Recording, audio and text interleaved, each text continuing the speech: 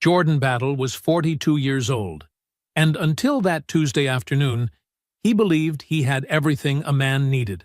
A business he built with his own hands, a house he paid for honestly, and a wife of 11 years he had never once given a reason to doubt him. That morning, sitting in his truck outside an Atlanta gas station, Jordan scratched a lottery ticket and learned he was worth $100 million. He didn't call a banker. He didn't call a lawyer. He drove straight to the mall to buy his wife gifts she'd mentioned wanting, because that was the kind of man Jordan Battle was, the kind his wife had spent 3 years systematically betraying. He pulled into his own driveway, bags in both hands, still smiling, and walked into a living room that would rewrite everything he thought he knew about his marriage. Angela wasn't alone, and the man with his hands on Jordan's wife had a business card in his jacket pocket that explained far more than one afternoon ever could. Jordan set the gift bags down on the coffee table in front of them both, said nothing, and walked out. What he did next would cost Angela everything she thought she was about to gain. Before we jump into the story, comment where in the world you are watching from and subscribe, because tomorrow's story is one you need to hear.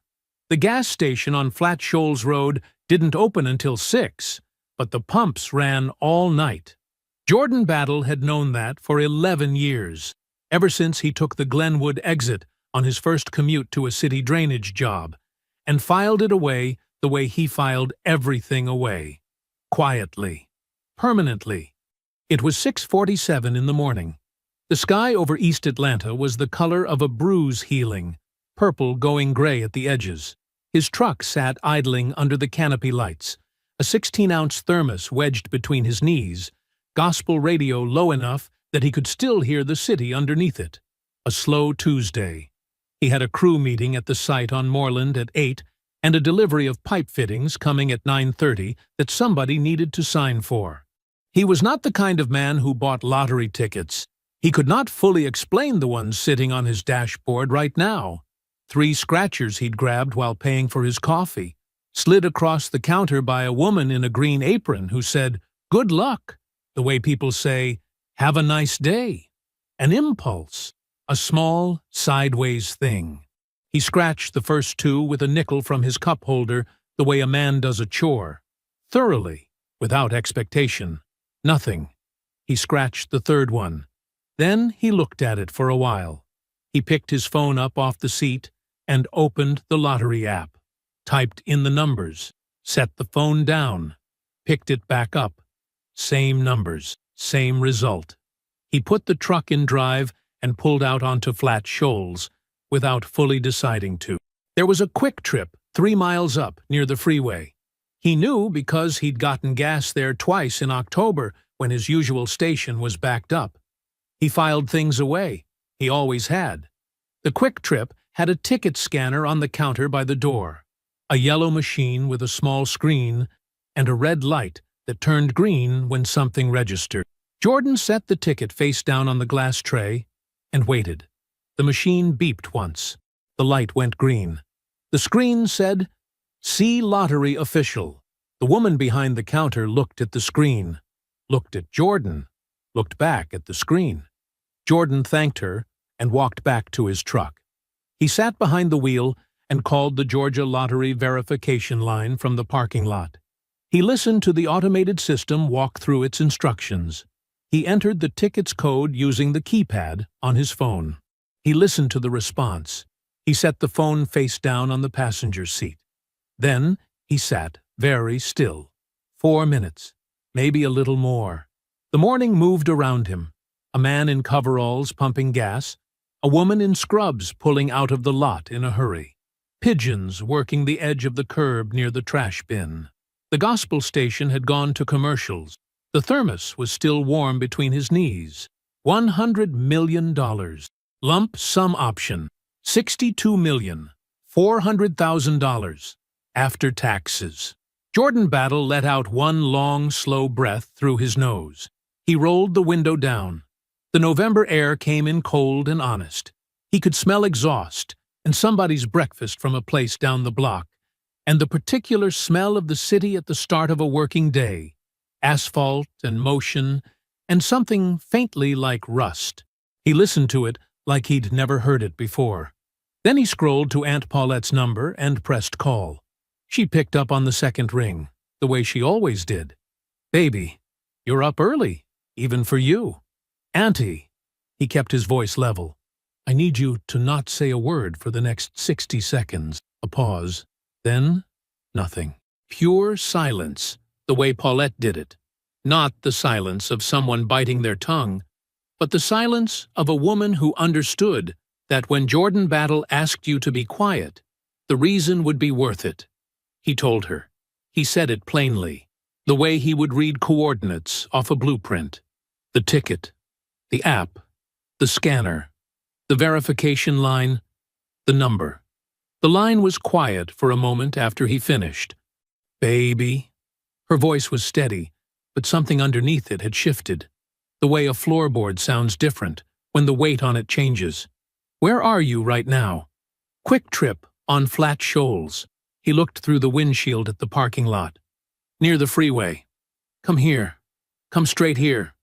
"I'm making one stop first," he said. She started to say something.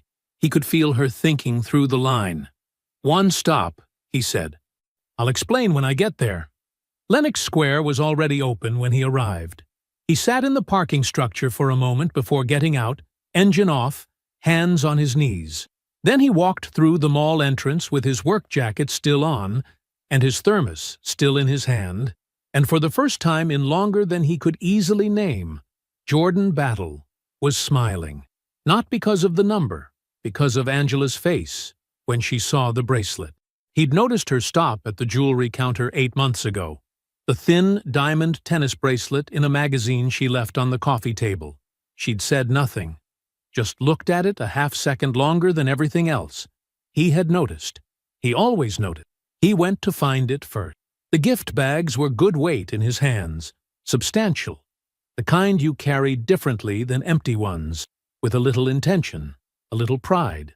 Jordan moved through the parking structure back to his truck and set them carefully on the passenger seat, checking that the tissue paper was sitting right in the jewelry bag before he buckled in. He pulled out his phone and typed to Angela, "Leaving early. Got something for you. Be home soon." Then he merged onto 400 South and let the city carry him home. He figured she was at yoga. Tuesday was her yoga day, the 10 o'clock class at the studio on Ponce she'd been going to for 2 years. Phone in her bag, instructor with the strict no devices policy. He'd learned to text before noon and just wait. Angela moved through her mornings on her own schedule, always had, and he had long since stopped reading anything into her silences that wasn't there. The drive took 40 minutes. He spent most of it listening to the gospel station again, one hand on the wheel, the other resting on the door. The city looked different today. The same streets, the same overpasses, the same October-stripped trees along the connector, but lit differently. Like someone had adjusted something he hadn't known was dim. He pulled into their neighborhood just after 1. Their house sat on a quiet block in Decatur. Brick front, 2-car driveway. The Japanese maple Angela had planted the second year of their marriage, now big enough to throw real shade across the front walk. Jordan always felt something settle in him when he turned onto this street. 11 years of Tuesday mornings and grocery runs, and the smell of her perfume in the front hall, the weight of a life built steadily, room by room. He pulled in at 1:14 p.m. Angela's car was in the driveway, and beside it, a silver Tesla Model S, clean and new-looking, no dealer plate, a parking sticker from a Buckhead garage on the windshield. Jordan looked at it for a second. He didn't recognize it. He ran through the short list of people who came to the house. Her friend Melissa drove a white Camry. Her college roommate lived in Charlotte. Her cousin was out west. He picked up the gift bags off the passenger seat. Figured it was a friend. He was still smiling when he unlocked the front door. The house was quiet in the way that houses are when people inside them don't know they're being heard. Jordan stepped into the front hall. the familiar smell of home, the lavender thing Angela put in the diffuser, wood polish, the particular warmth of a house closed against the November cold. His keys found their hook on the wall, automatic, the way they always did. And then he heard it. It came from the living room, their living room, down the short hallway past the stairs. Not a television, not music. The soft, low register of physical closeness, a sound with its own particular grammar that the human ear does not misread. Jordan's hands went still.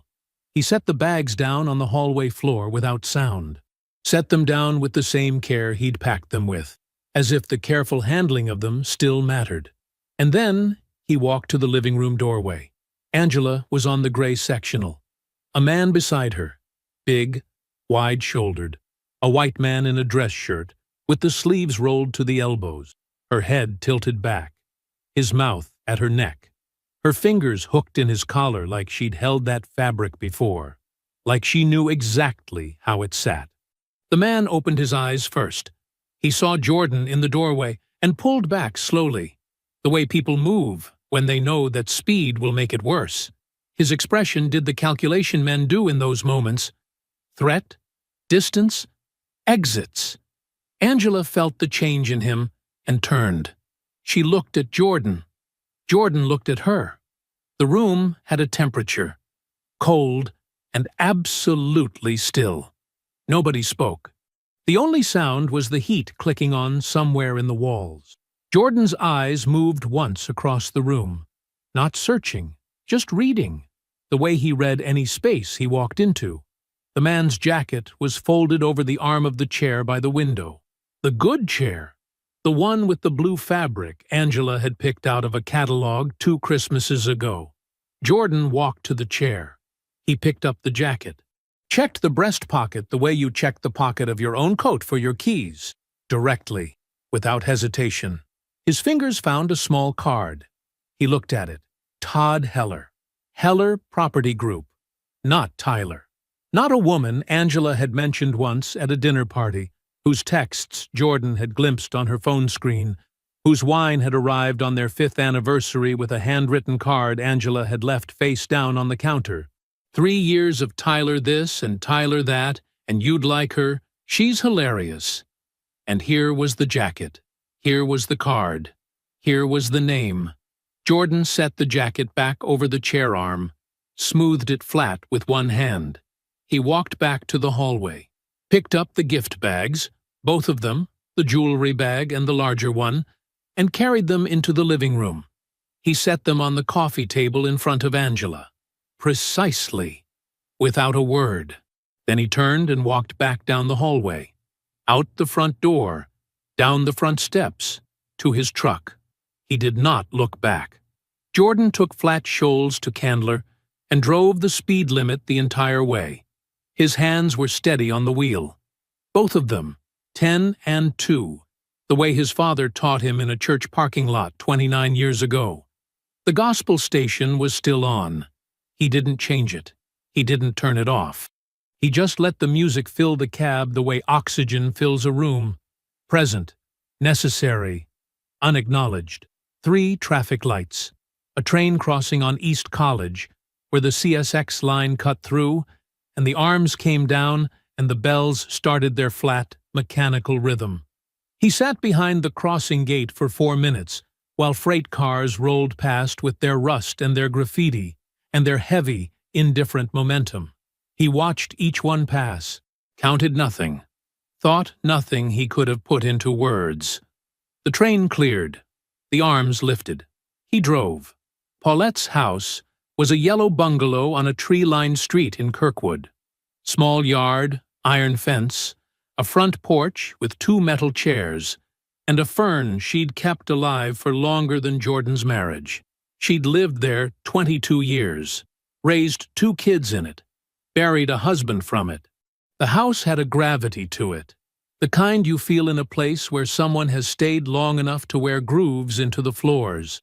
Jordan parked at the curb, sat for a moment, then got out, walked up the 3 porch steps, and knocked once before opening the door the way he always had. Paulette was in the front room, She'd been waiting.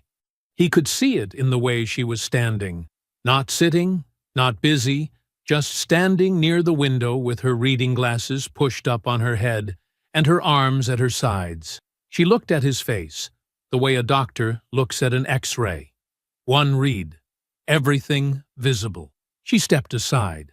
It lasted maybe 45 seconds.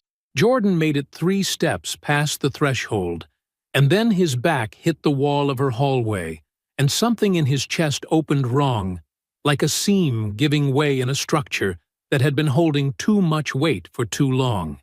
His hand came up and covered his face. His shoulders dropped. The sound that came out of him was not loud. It was low and broken and private, the kind of sound a man makes when he has been carrying something carefully for a long time and it has finally slipped. Paulette stood in the kitchen doorway 6 feet away. She did not move toward him. She did not speak. She did not touch him. She understood, the way only someone who had known him his whole life could understand, that what was happening needed to happen without interruption. That the worst thing she could do right now was try to make it smaller. It passed, the way weather passes, not because it was resolved, but because Jordan was who he was, and the part of him that built things and read blueprints and showed up on job sites at 6 in the morning every day for 15 years eventually reasserted itself the way a spine reasserts itself after a blow.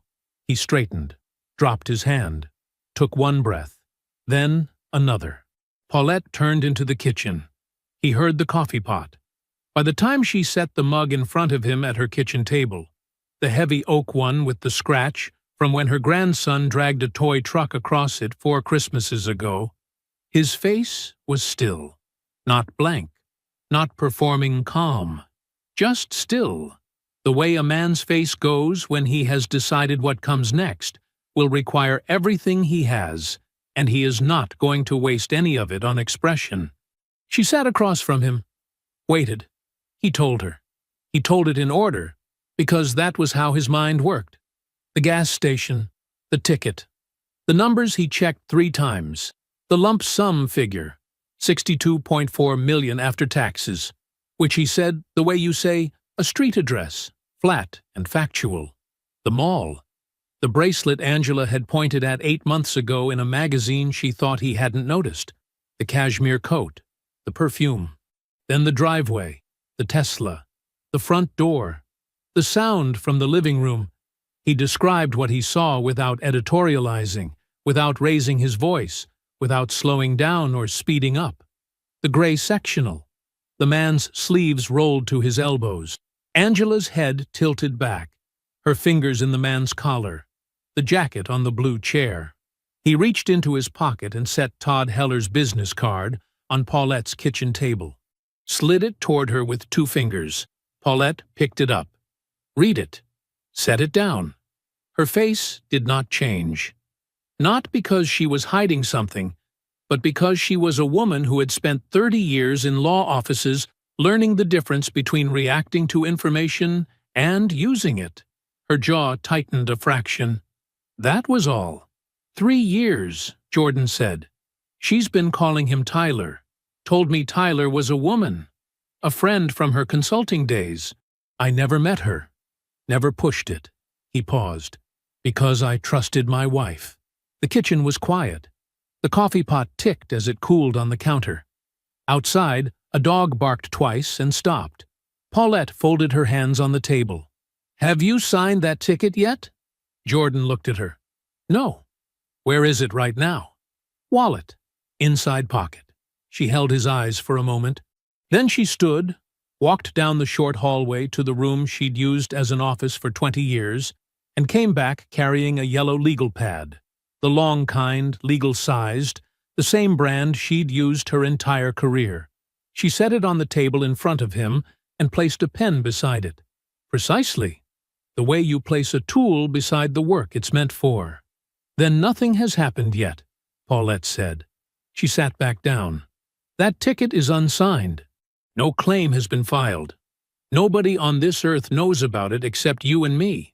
And before anything changes, before you make a single call, before you say one word to that woman, before you move in any direction at all, we are going to sit at this table and think."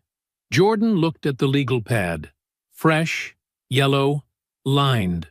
The kind of blankness that holds everything you put on it and nothing you don't. "She's been calling," he said.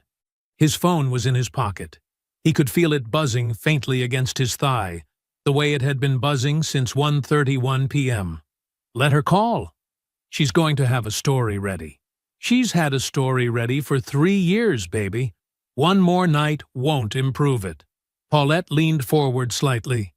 "What I need you to hear right now is this. You are a man with $62 million and a wife who has been lying to you. That is a combination that will eat you alive if you move before you understand exactly what you're standing in. So we don't move. Not tonight. Not this week. Not until you know everything, about who that woman has been while you were at work."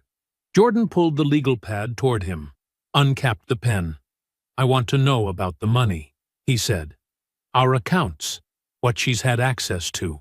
What's moved and where? Good. I want to know about him. Heller, what he does, who he does it with, how long this has been happening. Good. And I want a lawyer who handles this kind of thing. High asset. Someone who won't flinch." Paulette was already reaching for her phone. "Patricia Osei," she said. "She's been practicing in Buckhead for 20 years. Family law, financial fraud, high asset divorce. She's the one you call when the numbers are big, and the other side has been hiding things." She paused. "I've known her since she was a second-year associate filing motions for Judge Hadley's court. She's good, Jordan. She is very, very good." She dialed. It rang once, twice. A voice answered, clear, professional, unhurried. "Patricia, it's Paulette Battle." A pause. "I know. Listen, I need you to clear time in the next 2 days for my nephew. It's urgent, it's complicated, and it involves significant assets. He'll tell you everything when he sees you, but I want you to know right now, this is the real thing, and he needs the best version of what you do." Jordan couldn't hear the reply, but he watched Paulette's face, and whatever Patricia said made his aunt nod once, firm, satisfied. "Thursday morning, 9 o'clock. He'll be there." She hung up, set the phone on the table. "Thursday," she said. "Until then, you go home. You sleep under your own roof. You don't explain anything, you don't answer anything, and you don't let her see a single thing on your face that she can use. Can you do that?" Jordan looked at the legal pad. He had already written 4 lines in his steady engineer's print. Clean, square letters that didn't lean or waver. 1. Do not sign the ticket. 2. Do not disclose the ticket. 3. Forensic review. All accounts, all access, all movement. 4. Patricia Osei. Thursday, 9th a.m. He capped the pen. "Yeah," he said. "I can do that." He pulled into the driveway at 7:40 p.m. The Tesla was gone. The porch light was on. Angela had turned it on for him, which meant she was performing concern, which meant she had already built the first version of whatever she was going to say. He sat in the truck for 30 seconds, folded the legal pad, and slid it inside his jacket, flat against his chest. Then he got out and walked to the front door. Angela was in the living room, same couch, same gray sectional. She was sitting upright now, knees together, hands in her lap. Her eyes were red, carefully red, the kind of red that comes from measured crying, the kind that says, "I've been suffering while you were gone." The gift bags sat on the coffee table exactly where he'd placed them. Untouched. Tissue paper still crisp, still arranged the way the sales associate had folded it at Lenox Square 6 hours ago. She stood when he walked in, her mouth opened.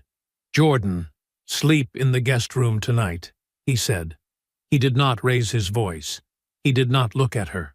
He said it the way you say a thing that has already been decided and does not require discussion.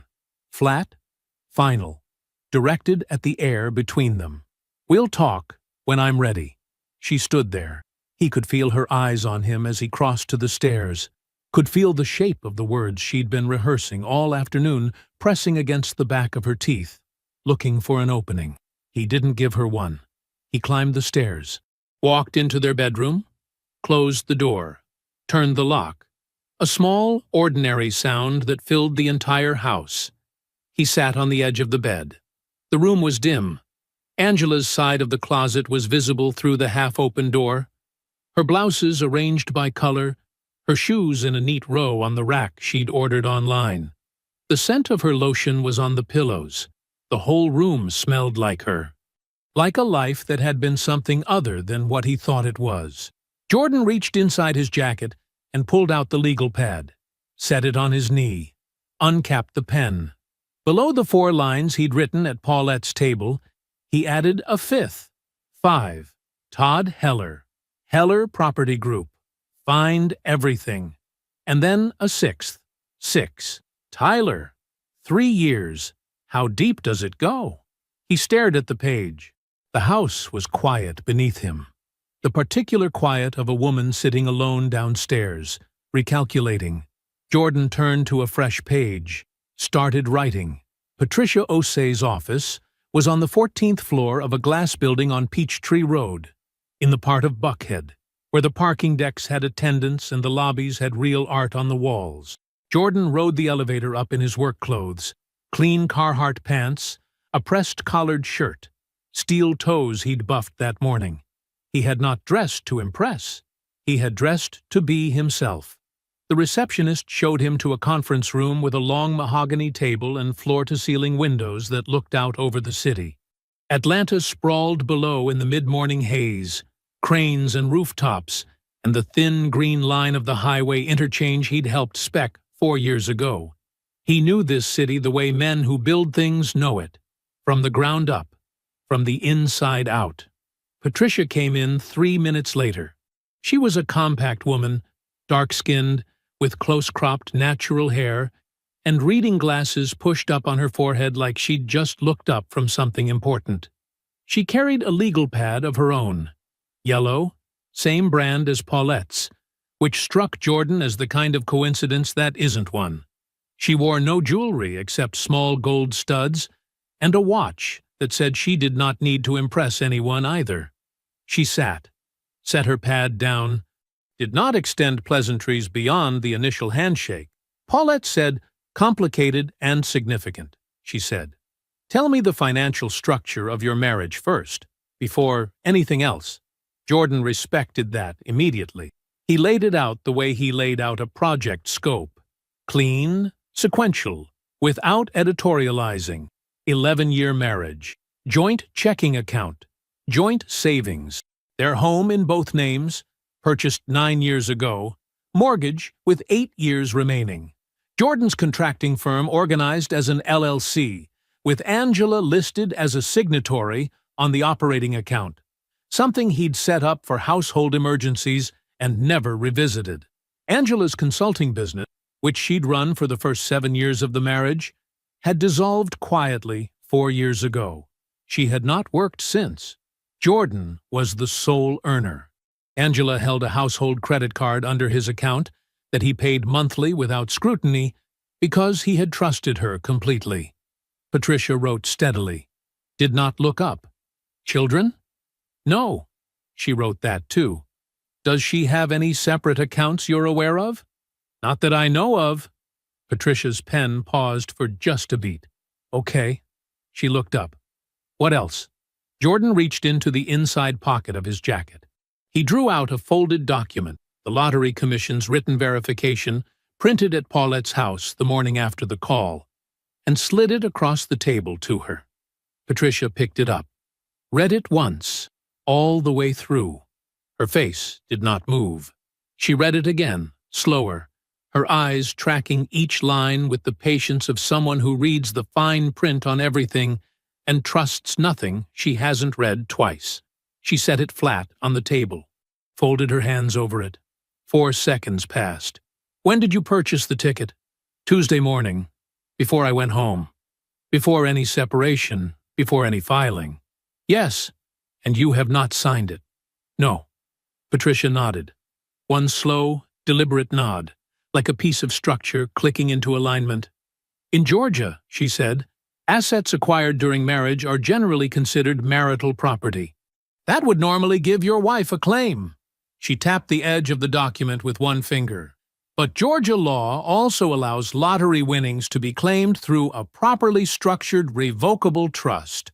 If that trust is established, and the claim is filed before any divorce proceeding or legal separation is entered into the record, and if the trust is structured correctly, the winnings are protected from division in dissolution proceedings.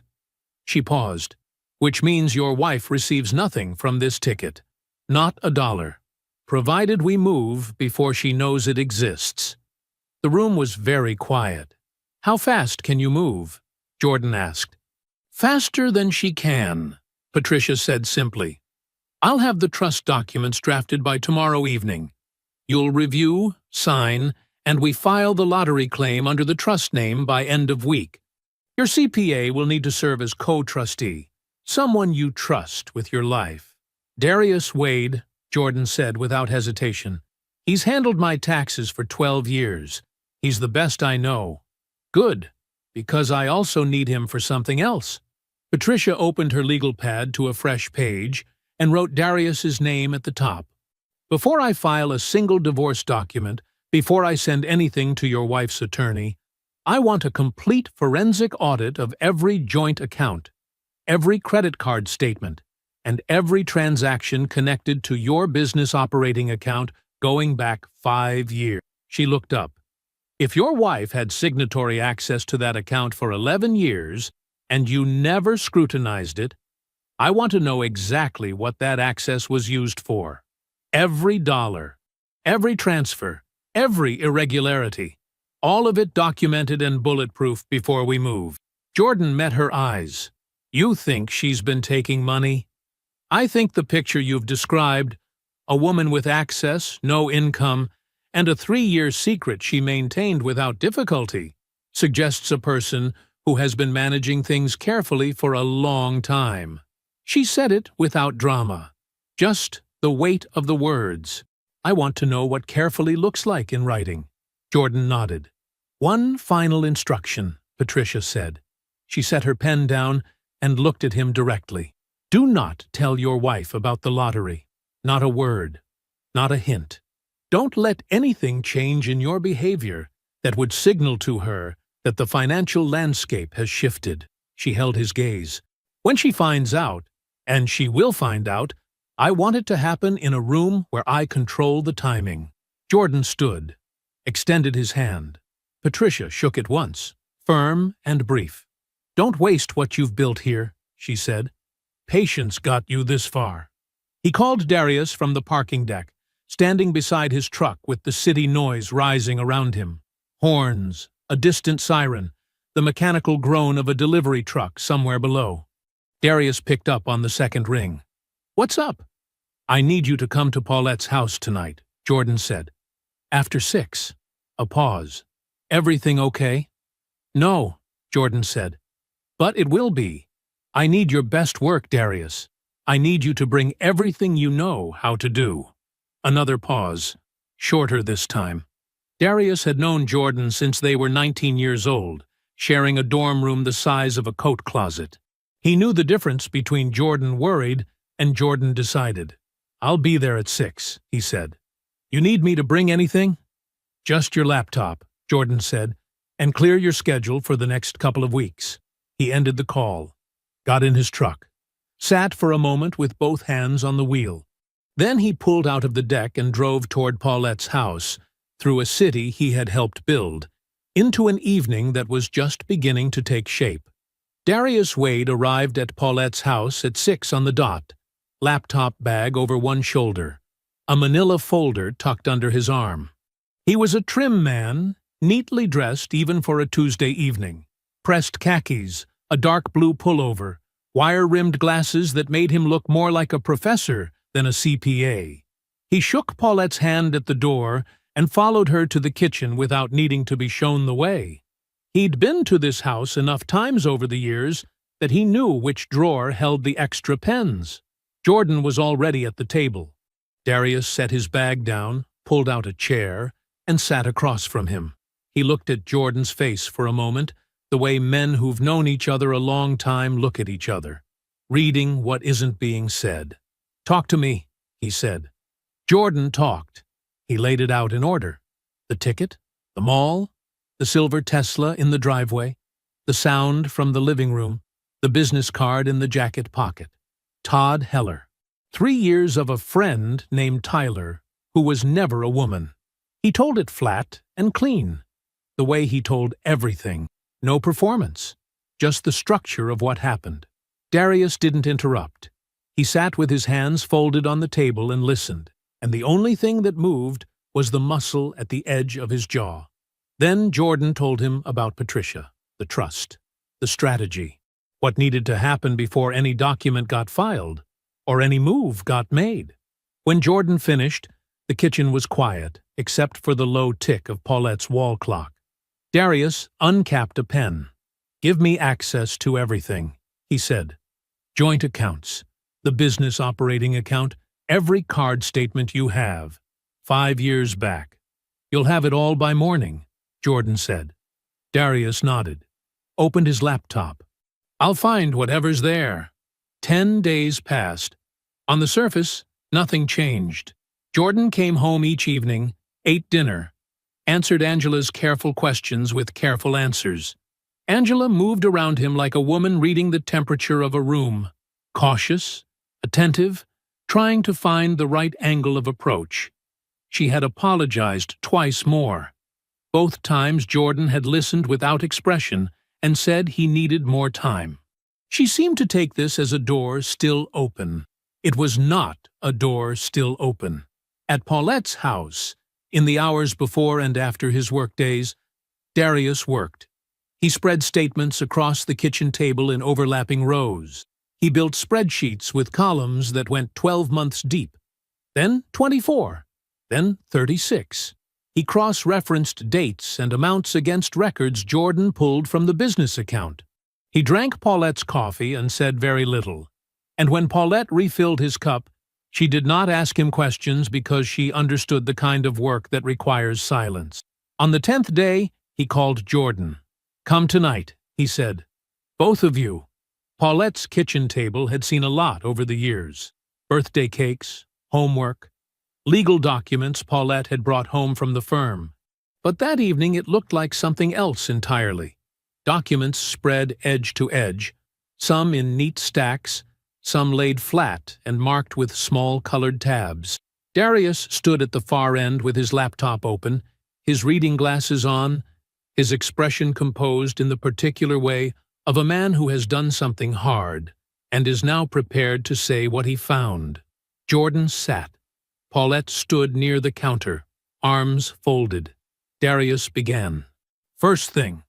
He turned a stapled document around and slid it across to Jordan. "Angela has been moving money."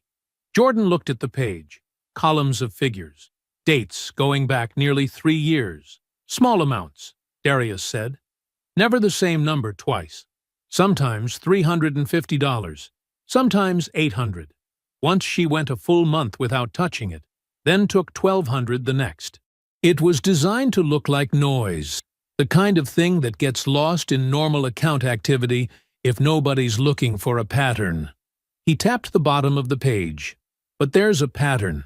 Every transfer went to the same place, a savings account at a separate bank, held in her maiden name, Angela Dorsey." He let that sit for a moment. "Total across 2 years and 8 months," he said, "is $194,000. The refrigerator hummed. Somewhere outside a car passed.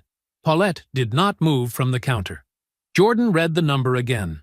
He did not speak. "Second thing," Darius said. His voice was steady, but he picked up his pen and set it back down before he continued, the only indication of what this cost him to deliver. He turned to a second document and slid it across. 18 months ago, you lost the West Side Corridor infrastructure contract. You told me at the time you figured it was just a competitive loss. "That's what I thought," Jordan said. "It wasn't." Darius pointed to the top of the page. The company that won that contract was Heller Property Group. Jordan went very still. "6 weeks before the contract decision was announced," Darius said, "someone sent an email to Todd Heller's procurement director. The email contained a document." He paused. "It was your bid pricing, Jordan. Your numbers, your internal cost breakdown. The exact figures you submitted, formatted the way your firm formats internal documents." He turned the page around so Jordan could see the email summary, the sender's address, the recipient, the timestamp, the attachment name. The email came from Angela's personal account. Nobody spoke. "She didn't just give him the contract," Darius said quietly. "She handed him your price sheet and let him build a lower number around it. That contract was worth $340,000.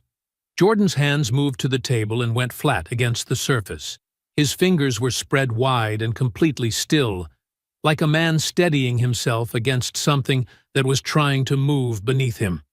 The kitchen was absolutely silent. Paulette looked at the wall. Her jaw was tight. Darius waited. He had known Jordan for 20 years, and he knew better than to fill this silence with anything. Finally, Jordan said, without looking up, "Is every number in this report bulletproof?" "Every one," Darius said. Jordan looked at the documents for one more moment. Then he closed the folder, slowly, with both hands. "Send everything to Patricia," he said. He stood, pushed his chair back, walked through the back door into the dark of Paulette's yard, and stood there alone with his hands at his sides and the night pressing in from every direction. Angela showed up at 8:15 in the morning. Paulette heard the knock and already knew who it was before she opened the door. She had been expecting it. Not today specifically, but soon. Because a woman like Angela did not sit still when a situation was slipping. She calculated. She adjusted. She moved. Paulette opened the door without a word. Angela stood on the porch, in a cream-colored wrap top and dark jeans, her hair down. No heavy jewelry. She had dressed carefully. Not too polished, not disheveled, just right for the role she had come to play. Her eyes were red at the rims, which may or may not have required effort. "I know I'm not who you want to see," Angela said, "but I need to talk to Jordan." "Please." Paulette looked at her for a moment. Then she stepped aside. Jordan was at the kitchen table with a cup of coffee and the legal pad. He heard Angela's heels on the hardwood before she appeared in the doorway. He closed the pad, set his pen down, looked at her. She sat across from him without being invited, clasped her hands on the table. She began with the apology, the real one, she called it. Not the versions she'd offered in the house, which she admitted had been defensive, incomplete, delivered wrong. This one was different. She took full responsibility, no qualifications. She said the word affair out loud, which clearly cost her something. Then came the explanation. Not an excuse, she said, and said it twice, as if the repetition could make it true. She talked about loneliness, about the years she had spent feeling like Jordan was present, but somewhere else, his mind always on the next contract, the next bid, the next problem at the yard. She described a woman who had quietly starved for connection until something came along that felt like warmth. Todd was nothing, she said, a mistake, a person who had filled a silence that should never have existed in a marriage like theirs. She wasn't proud of it. She was ashamed of it, but she needed Jordan to know that it was never about not loving him. Paulette stood in the kitchen doorway with her arms folded and her face neutral. She had the expression of a woman listening to testimony she has already cross-referenced against the actual record. Angela reached across the table and placed her hand over Jordan's. Jordan let her. He sat with her hand on his and listened to her finish. When she was done, the kitchen held a brief and careful quiet. "I hear you," Jordan said. "I'm not ready yet." Angela's eyes filled. She nodded, squeezed his hand once, and then let it go. Slowly, The way you let go of something you're hoping will be returned to you. She thanked Paulette on her way out. Paulette nodded once, closed the door behind her. From Angela's perspective, the morning had gone well. She replayed it in her car before starting the engine.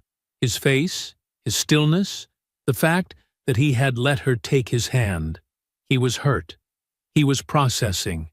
But he had not closed the door, and that was something she could work with. That was a margin. She had a 1 o'clock appointment in Midtown. The attorney's office was on the 14th floor of a building, with a fountain in the lobby and thick carpet in the hallways. Angela sat in a leather chair across from a woman named Kendra Mills, who had 20 years of family law on her wall and the kind of measured professional warmth that cost $400 an hour. Angela presented herself accurately in the ways that counted. 11 years of marriage. No current income. Her consulting practice had dissolved 4 years ago. Primary household manager throughout the marriage. Jordan's business had grown during their marriage, much of it during years when Angela had provided the social infrastructure his professional relationships ran on. Kendra listened and made notes. The picture Kendra painted back was the one Angela had hoped for. Long-term marriage, sacrificed career trajectory, a strong claim to half of all marital assets. Alimony was likely, given the income disparity. The home alone carried equity worth arguing for. The business valuation would require its own assessment, but that too was within scope. Angela drove home, doing arithmetic. The house, half the business, monthly support while she rebuilt. She had the shape of a number in her head by the time she pulled into her sister's driveway, and it was a number she could live on while she figured out what came next. She called Todd at 6. He answered on the third ring, which meant he was managing her. She knew what that sounded like now. She told him the attorney meeting had gone well, gave him the broad strokes without specifics. He made the right sounds. Then she mentioned, the way you mention something minor that is actually not minor, that she had already gotten ahead of certain things months ago.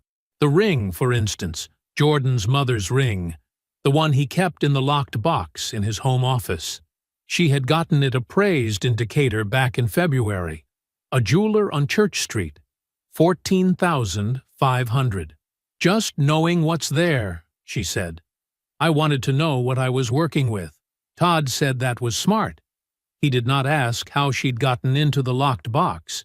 Back at Paulette's house, after Angela's car had left the block, Jordan looked at his aunt. She still thinks I don't know about the money, he said. Paulette looked back at him evenly. She thinks a lot of things. Jordan picked up his phone, pulled up Patricia's number. It's time, he said, when she answered. Move to the next phase. Patricia filed the paperwork on a Thursday morning. The Jordan Battle Family Trust. Darius Wade listed as co-trustee.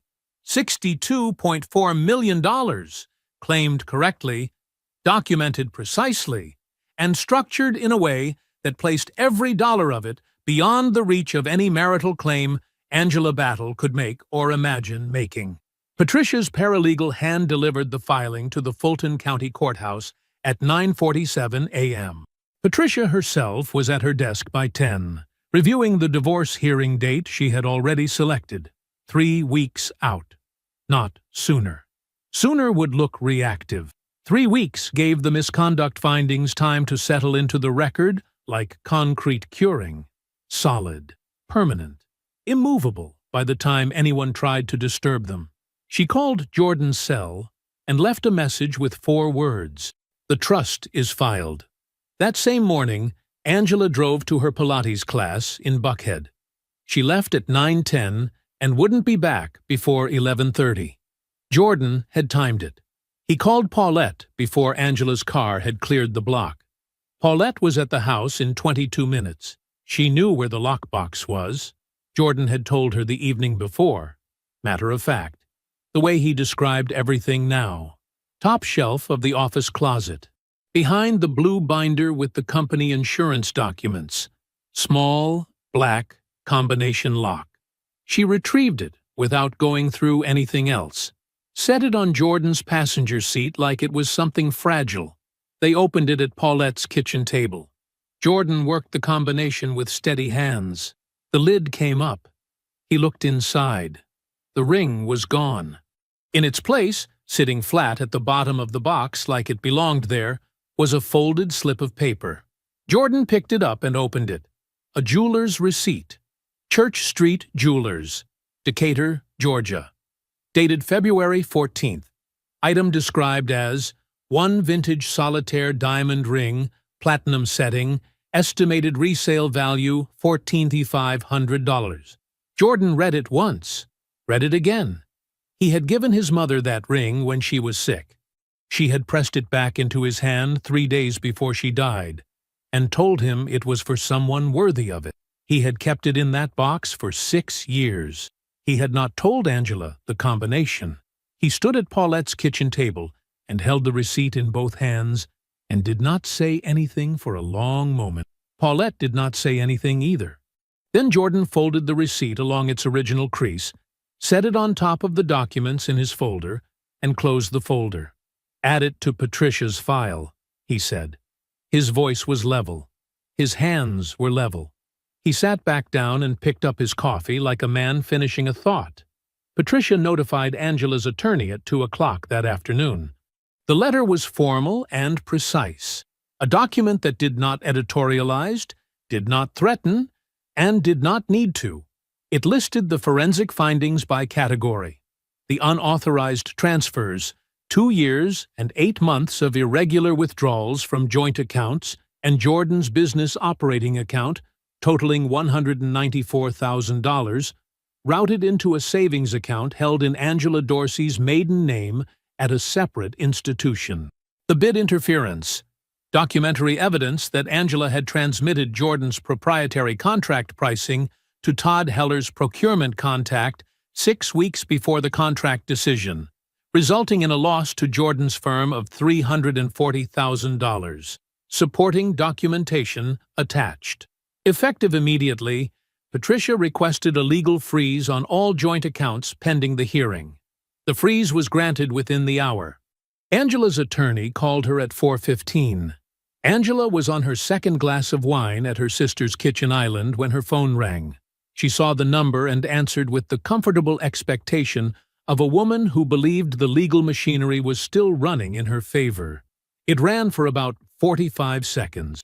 Her attorney spoke carefully, the way attorneys speak when the news is not what the client was prepared to receive. She explained the forensic findings. She explained the freeze. She explained what documented financial misconduct did to the foundation of Angela's settlement position, the alimony claim, the asset division, the clean narrative of a sacrificed career homemaker wife that they had been preparing to present. Angela pushed back. Her voice sharpened. There was still the hearing, she said. 11 years of marriage. The house. Jordan's business growth. None of that disappeared because of accounting discrepancy. Her attorney chose her next words carefully. She said they would address everything at the hearing. She said Angela should not panic. She said there were still arguments to be made. What she did not say, because there was no version of saying it gently, was that the ground Angela had been standing on no longer existed in the shape she thought it did. Angela hung up and sat very still at her sister's kitchen island. Jordan called Marcus Dorsey at 7 that evening. Angela's brother, 44 years old, worked in logistics, lived in Stone Mountain, a man Jordan had always respected for his directness and respected more now. Marcus picked up on the second ring. Jordan did not ease into it. He told him plainly, the money taken over nearly 3 years, the amounts, the account in Angela's maiden name. He told him about the bid, about Todd Heller, about the email from Angela's account with Jordan's own pricing in the body of it. He told him about the ring. Marcus listened without a word through all of it. When Jordan finished, the line held a silence that lasted several seconds. "I appreciate you calling me," Marcus said. "Nothing more." Jordan had not expected more. "Take care of yourself," Jordan said, and ended the call. The night before the hearing, Jordan sat alone on Paulette's back porch. The Atlanta air had the cool, damp weight of late evening. The yard was dark beyond the porch light. A dog barked somewhere down the block, and then went quiet. Jordan was not rehearsing. There was nothing left to rehearse. Every number was in the file. Every document was in Patricia's hands. Every move had been made or set in motion by someone he trusted completely to see it through. He was not anxious. He was simply sitting in the particular stillness of a man who has done everything that can be done, and is now waiting for the only thing remaining. The moment a woman who believed she had accounted for every variable discovers the one she missed entirely. He finished his coffee, went inside, closed the door, and slept without difficulty for the first time in weeks. The Fulton County Courthouse smelled like paper and cold air. The fluorescent lights above courtroom 4B hummed at a frequency that lived just below hearing. The carpet was the color of old moss. The wood paneling on the walls had been refinished so many times it had stopped looking like wood. Everything in the room had the particular, worn-down quality of a place where people came to settle things that could not be settled any other way. Angela arrived first. She wore a deep navy dress, structured, understated, chosen for the specific impression it made. Professional, composed, a woman of consequence who had been wronged by circumstance rather than her own choices. Her attorney walked beside her, a compact woman named Sandra Fitch, who carried her briefcase the way experienced litigators carry them, without weight, like an extension of the arm. Angela sat at her table and arranged herself carefully, back straight, hands folded, eyes forward. She did not look at the door when Jordan entered. Jordan walked in with Patricia beside him and sat at his table. He set nothing on the surface in front of him. He folded his hands. He did not look at Angela either. Sandra Fitch opened for Angela's side with the composure of someone presenting a case she considered solid. 11 years of marriage. Angela's consulting business dissolved when she redirected her professional energy toward the household and her husband's career.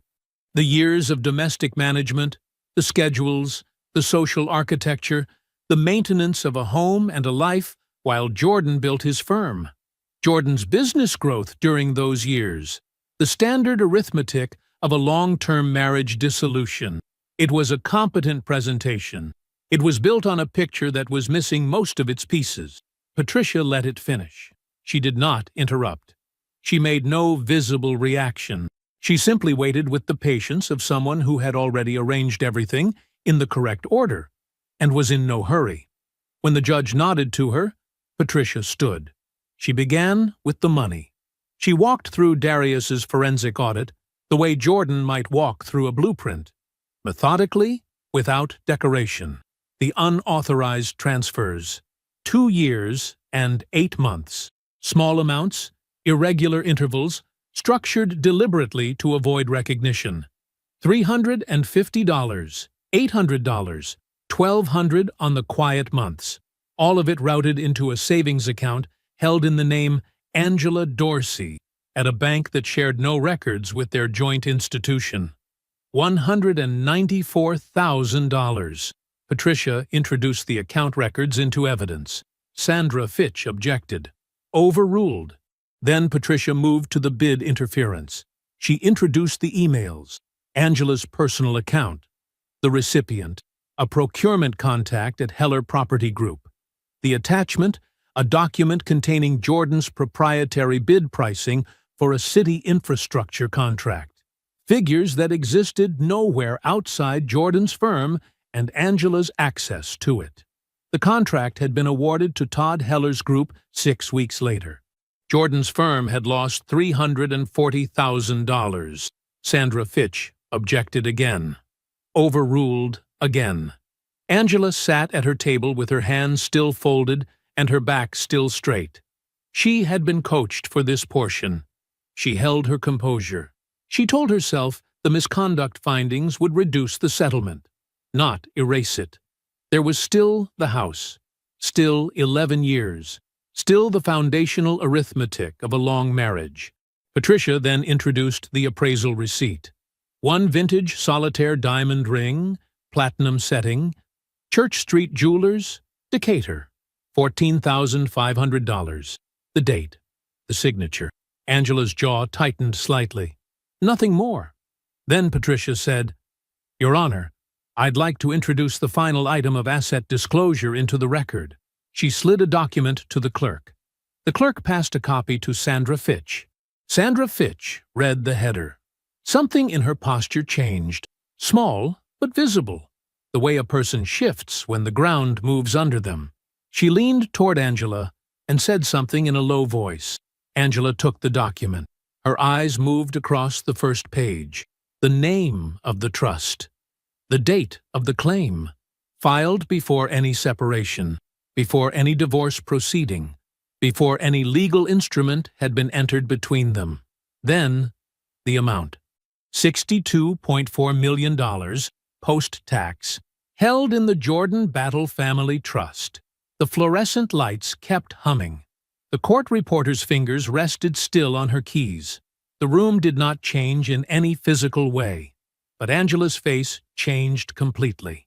Every number she had carried into that room, every calculation she had run in her sister's kitchen, every figure her attorney had outlined, every asset she had been quietly spending in her mind, recalculated in an instant against a number she had never known existed, a number she would not receive a single dollar of. She looked up from the document. Jordan was already looking at her. He did not smile. He did not look away. He simply held her gaze with the steady, unhurried patience of a man who had waited weeks for this exact moment, not to hurt her, not to perform anything, but simply to be present when she finally understood the full weight of what she had thrown away. Angela looked back down at the document, then up at him again. He turned back to Patricia, calmly, completely, as if Angela had already stopped mattering. The judge's ruling was not a surprise to anyone on Jordan's side of the room. No lottery proceeds. The trust predated any filing and was structured correctly under Georgia law. No alimony. The documented misconduct eliminated the grounds entirely. The marital home equity, divided after the $194,000 offset, left Angela a fraction of what she had walked in expecting. She walked out of the courtroom with Sandra Fitch beside her, saying careful professional things about next steps and possible motion. Angela moved through the hallway and out into the afternoon light without appearing to hear any of it. Jordan came through a side exit. Paulette was on the sidewalk. Darius stood beside her, jacket on, hands in his pockets. Patricia came through the door a step behind Jordan and stopped to check her phone. Paulette looked at Jordan's face when he came through the door. She read it the way she had always read him, completely, quickly, without needing to ask twice. "Done?" she said. "Done," he said. She put her hand briefly on his arm. Not a long gesture, just a moment of contact that said everything it needed to say without a single word added to it. They walked to the car. Jordan moved back into the house on a Thursday. Not because he wanted to be there, because the sale required a point of contact, and he was the practical one. He always had been. He slept in the master bedroom. The guest room still had Angela's scent in it, something floral and deliberate, the kind of perfume that costs money and knows it. He left that door closed. The house was quiet in a way it had never been during the marriage. Not the tense quiet of two people avoiding each other. Something else. The quiet of a thing that has already ended and is simply waiting to be acknowledged on paper. He moved through the rooms without ceremony. A box for what was his. A pile for what wasn't. The framed print from Savannah. Theirs, bought together on their 4th anniversary. Her idea. His credit card. He left on the wall. Let the new owners deal with it or don't. It didn't belong to either version of his life anymore. Patricia made one call to the city's Office of Inspector General. She did not need Jordan's involvement in it. She did not ask for it.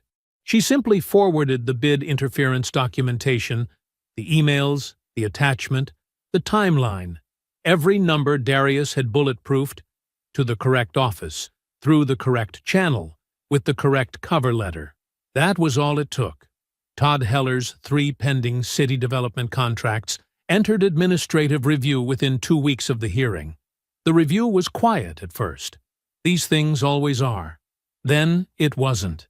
His business partners, men with their own legal counsel and their own reputations to protect, and their own instinct for which way a situation was tilting, began making calls Todd couldn't answer cleanly.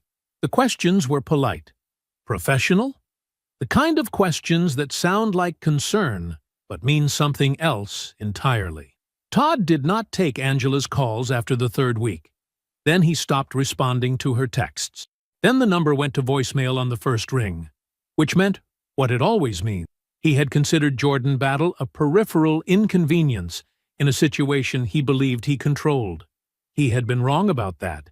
He understood that now, the way a man understands something only after the documentation is already in front of people he cannot charm. The social world Angela had spent 11 years assembling went quiet in the weeks that followed. Nobody said anything cruel. That wasn't how it worked. The brunch circle didn't issue a statement. The dinner party couples didn't hold a vote. People simply became unavailable. A day before a call was returned. Then 2. Then the calls stopped being returned at all.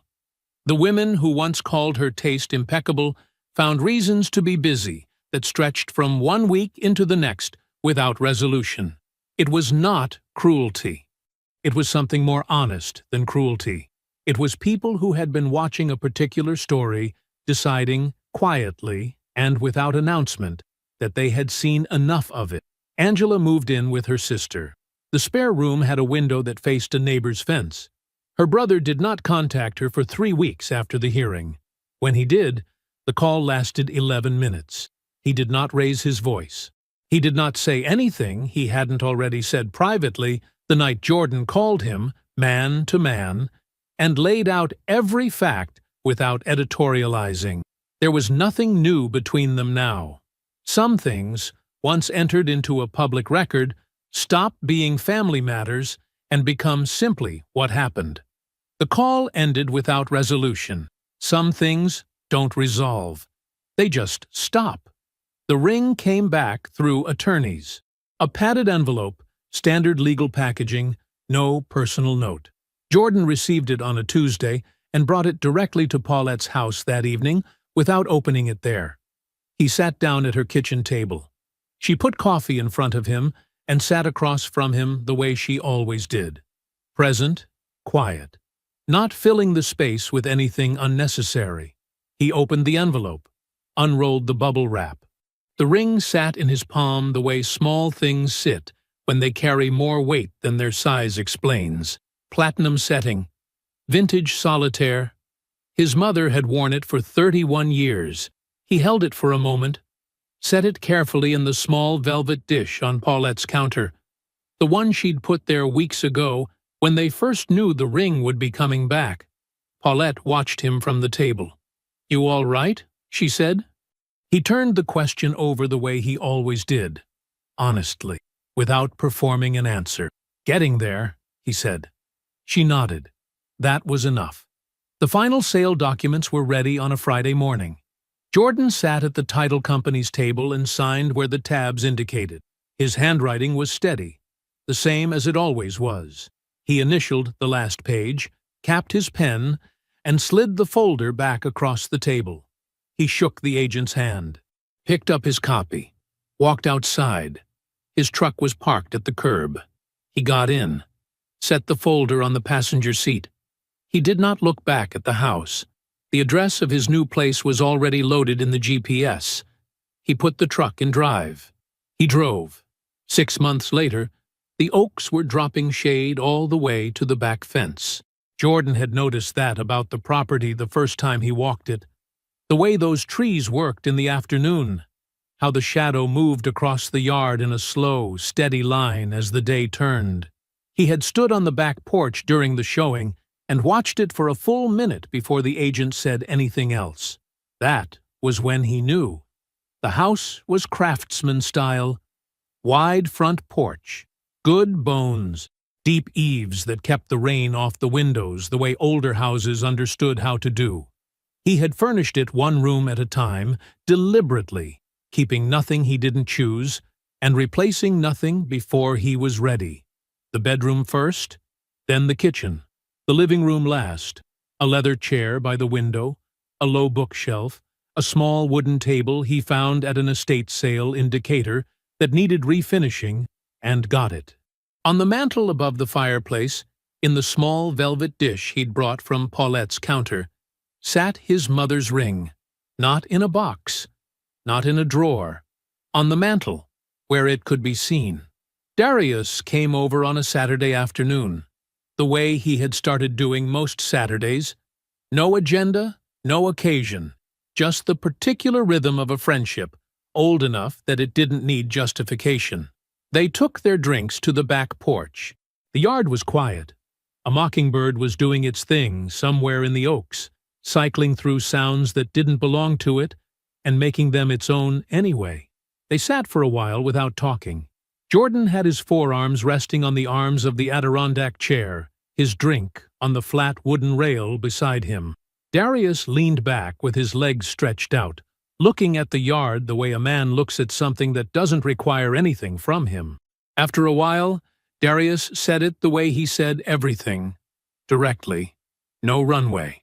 "How are you?" he said. "Not the business. You." Jordan looked out at the tree line. The question sat there between them, and he gave it the honest consideration it deserved, rather than reaching for the first answer that came. "I feel like a man who found out his house had a bad foundation," he said, "and had enough sense to tear it down and build something that would actually hold." Darius was quiet for a moment. Then he nodded, once, and looked back at the yard. That was the thing about Darius. He knew when a man had said the complete thing, and when he hadn't. He didn't add to it. He didn't offer a parallel story or a piece of advice that nobody asked for. He just received what was there and let it be sufficient. They sat like that for another hour. The mockingbird moved on. The shade from the oaks stretched a little longer across the grass. Paulette arrived at 4:30 with a covered dish nobody requested and opinions about the hallway paint that nobody had solicited and that everyone was going to hear regardless. "That color is too gray," she announced, setting the dish on the kitchen counter and not breaking stride. "It reads gray in the morning, and then it reads beige in the afternoon, and it needs to make a decision." "I like it," Jordan said. "You picked it in February," she said. "Your judgment was compromised." Darius, from the back porch, made a sound that was not quite a laugh, but in the same neighborhood. Paulette moved through the house the way she always did. Critical eye, steady pace, noting things that needed addressing and things that had been addressed correctly and warranted no comment. She paused in doorways. She tested the kitchen cabinet hinges. She looked at the crown molding in the dining room for a long moment before deciding it had been done right. She stopped in the living room, stood in front of the mantel, looked at the ring sitting in its velvet dish in the late afternoon light. She stood there without speaking for a long moment. She'd have liked this house, Paulette said. Jordan was in the doorway. He looked at the mantel, at the ring, at the way the light came through the front window and landed on the dish. "Yeah," he said. "I think she would have too." Paulette didn't say anything else. She turned back toward the kitchen, back to the business of food and opinions, and the steady practical love that was simply how she moved through the world. They ate on the back porch, as the light started to change. After a while, Darius stood, said he had a drive ahead of him, and clapped Jordan once on the shoulder on his way out. Solid, brief, the handshake of two men who have done something hard together and come out the other side still standing. Paulette left an hour later, with instructions about the paint and a container of leftovers she placed in the refrigerator without asking. "Call me tomorrow," she said at the door. "I will," he said. She looked at him the way she had been looking at him since he was a boy, like she was checking the load-bearing points, making sure what was holding was actually holding. Whatever she saw, it satisfied her. She nodded and walked to her car. Jordan stood in the doorway until her taillights turned at the end of the street. Then he went back inside, through the kitchen, and out to the porch. The Atlanta evening came in slowly, the way it does in late spring. No rush, no announcement. The sky went orange at the tree line first, then something deeper above it, a blue that had some weight to it, then darker, and then darker still, until the yard was just shapes, and the oaks were a black line against what was left of the light. Jordan sat with his hands loose in his lap, and no particular thought running. Somewhere across the city, in a spare room with a window that faced a neighbor's fence, Angela Battle was doing what she had been doing since the day she walked out of that hearing into the afternoon sun, running the same calculation she had run 100 times since, arriving at the same answer every time, the way a broken instrument keeps returning to the same wrong reading no matter how many times you tap the glass. $62 million. 11 years. A patience she had never once considered him capable of. A door that had closed so quietly behind her that she hadn't heard it until she was already standing outside, and the lock was already turned, and the man on the other side had already moved on to the next thing. Jordan finished what was left of his drink. He stood up, went inside, turned the lock on the back door. A solid, clean sound in the quiet house. Checked it once, the way a man checks something not from doubt, but from the simple satisfaction of a thing done properly. He went upstairs, lay down on his bed, in his room, in his house, on his street, closed his eyes, and slept the way a man sleeps when he has nothing left to prove and nowhere to be, except exactly where he is, which, it turns out, is more than enough.